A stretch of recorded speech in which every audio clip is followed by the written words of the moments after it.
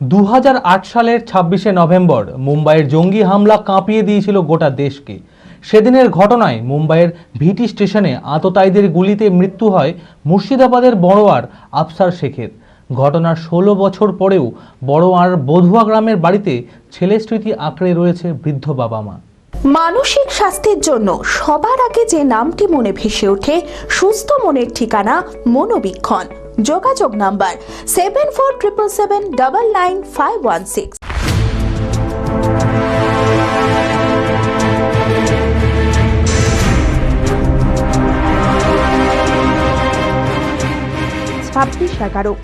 দিনটা মনে করতেই আজও বুক কেঁপে ওঠে প্রতিটা দেশবাসী। করাচি থেকে সমুদ্র পেরিয়ে মুম্বাইয়ে হামলা চালায় পাকিস্তানি জঙ্গির দলবল। মুম্বাইয়ের তাজ হোটেলের পাশাপাশি ছত্রপতি শিবাজি টার্মিনাস, ওবেরয় ট্রাইডেন্টের মতো 8টি জায়গায় হামলা চালায় জঙ্গিরা। ঘটনায় নিহত হন মুম্বাই পুলিশের একাধিক কর্মী, কমান্ডেন্ট সহ কয়েকশো নিরপরাধ মানুষের। সেদিনের ঘটনায় মুম্বাইয়ের ভিটি স্টেশনে আততায়ীদের গুলিতে ঝাঁঝরা হয়ে যায় আসফার শেখ। মুর্শিদাবাদ জেলার বড়োয়া থানার বুধুয়া গ্রামের বাসিন্দা আসফার শেখ অভাবের সংসারের হাল ধরতে মুম্বাইয়ে কাজে পাড়ি দেয় সে। মুম্বাই রেল দপ্তরের একটি বেসরকারি কুরিয়ার সংস্থায় কাজ করত আসফার। হামলার 21 দিন আগেই বাড়ি থেকে মুম্বাই গিয়েছিল। ঘটনার দিন রাতে ভিটি স্টেশনে খাবার খেতে গিয়েছিল সে, আর তখনই ঘটে যায় সেই মর্মান্তিক দুর্ঘটনা। পরের দিন বাড়িতে মৃত্যু সংবাদ আসতেই কান্নায় ভেঙে পড়েন পরিবারের লোকেরা। বাবা আল্লাহ রাখা শেখের 4 ছেলে, মেজ ছেলে ছিল আসফার। বৃদ্ধ বাবা এখন বাড়ির বাগান ও জমি পরিচর্যার কাজ করেন। ছোট্ট বাড়িতে ছেলের স্মৃতিকেই আঁকড়ে ধরে রয়েছেন বাবা মা। ছেলের কথা মনে করতে এখনো কান্নায় ভেঙে পড়েন মা।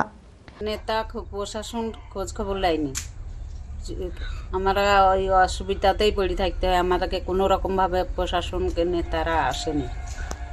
সরকার থেকে যা দিয়েছে সেই দেয়া দিয়েছে, আমাদেরকে প্রশাসন নেতা কেউই আসেনি।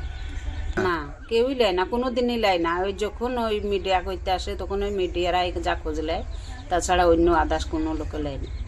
সরকারি সাহায্য কিছু পেয়েছেন, কিন্তু আসফার তো আর ফিরবে না। বাবা আল্লাহ রাখা শেখ বলেন, সেদিনের হামলায় যে বা যারা যুক্ত ছিল তাদের যেন কঠোর শাস্তি হয়। আমার মেজ ছেলে আসফার আলী বোম্বাইয়ে রেলের আন্ডারে কাজ করতো, পার্সেলের। ওখানে কাজ করতে যাওয়ার পরে ঠিক আমরা মোটামুটি সকাল 7টা সাড়ে 7টার মধ্যে আমাদের এখানে ফোন এলো যে তোমার ছেলে মারা গেছে, বোম্বাইয়ে জঙ্গিরা আক্রমণ করেছিল, সেই গুলি লেগে মারা গেছে। ভিটি স্টেশনে খাবার খেতে গিয়েছিল, উনি আসার পথে ওখানে ওকে গুলি করে মেরেছে। ওইটা আমরা শুনলাম। তারপরের দিন ওর বডি যেদিন মারা গেল, একদিন বাদ দিয়ে ওর বডিটা ওখানে এলো। ওখানে যে কাজ করতো, একটা রেলের আন্ডারে পার্সেলের কাজ করতো, সরকারি নয়, পাবলিকের আন্ডারে। ওখান থেকে সেই টাইমে আমরা ক্লেম করেছিলাম।